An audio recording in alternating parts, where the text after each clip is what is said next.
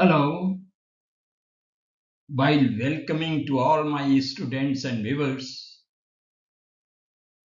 I proceed forward to take up nomenclature of certain organic compounds again.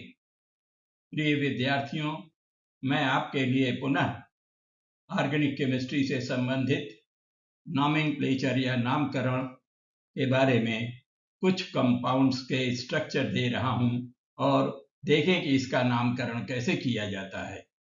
जैसा पहले ये compound है, structure यहाँ दिया हुआ है, इसको हम अगर ठीक प्रकार से देखें तो हम देखेंगे कि यह इसके दो हिस्से हैं। देखिए, एक हिस्सा तो CH2O, CHO, CH2O ये हर एक में लगा हुआ है और दूसरा हिस्सा CO, CH2, 16, CH3 ये दिया हुआ है। तो अब हम अगर थोड़ा सा ध्यान दें तो इस तरह के दो हिस्से वाले कंपाउंड को हमें पहले अलग अलग करना पड़ेगा और तब हम नामकरण बता सकेंगे। इसके लिए हम पहले ये कोशिश करेंगे कि 1,2,3 प्रोपेन ट्रायोल या ग्लिसरॉल का स्ट्रक्चर क्या होता है। ये देखिए, यहाँ पर CH2OH, CHOS, CH2OH ये होता है ग्लिसरॉल या 1,2 प्रोपेन ट्रायोल। नाउ अब आप यहाँ देखिए कि ये प्रोपेन ट्रायोल तो है यहाँ तक, लेकिन H हटा करके, हाइड्रोजन हटा करके हमने ये एक बड़ी लंबी चेन वाला कोई ग्रुप रखा हुआ है और वो ग्रुप हर एक कंपाउंड से अलग अलग लगा है। तो हमको ये रिकॉल करना पड़ेगा ये कौन सा कार्बोक्सिलिक एसिड है। और इस तरह से अगर हम देखें तो 18 कार्बन एटम, 18 कार्बन एटम वाला कोई कंपाउंड होगा और वो एसिड है and that is stearic acid या ऑक्टाडिकानोइक एसिड।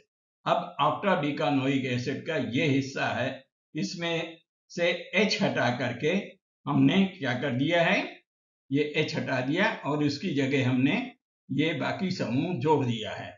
तो हम आसानी से अब ये कह सकते हैं कि ऑक्टाडिकानोइक एसिड से H हटा करके इस ग्लिसरॉल के 3 कार्बन एटम से अलग अलग जोड़ दिए गए हैं। तो क्या बनेगा?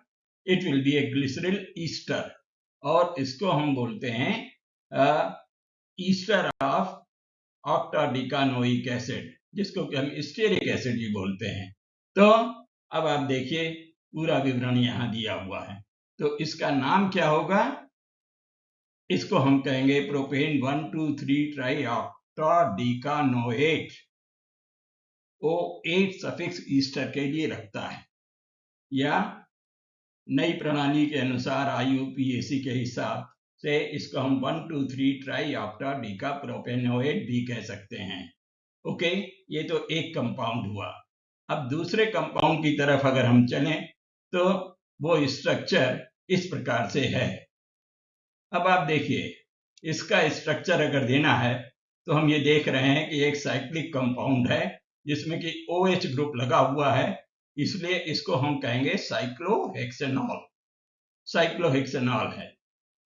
उसके अनुसार इसके अलग अलग कार्बन को फंक्शनल ग्रुप के अनुसार OH से स्टार्ट करते हुए हमने नंबर दे दिया और फिर हम देखते हैं कि चौथे कार्बन एटम से, साइक्लोहेक्सेनॉल के चौथे कार्बन एटम से कुछ और समूह जुड़ा हुआ है और वो कौन सा समूह है, इस पर अगर हम ध्यान दें तो ये समूह है 2-मिथाइल प्रोपाइल।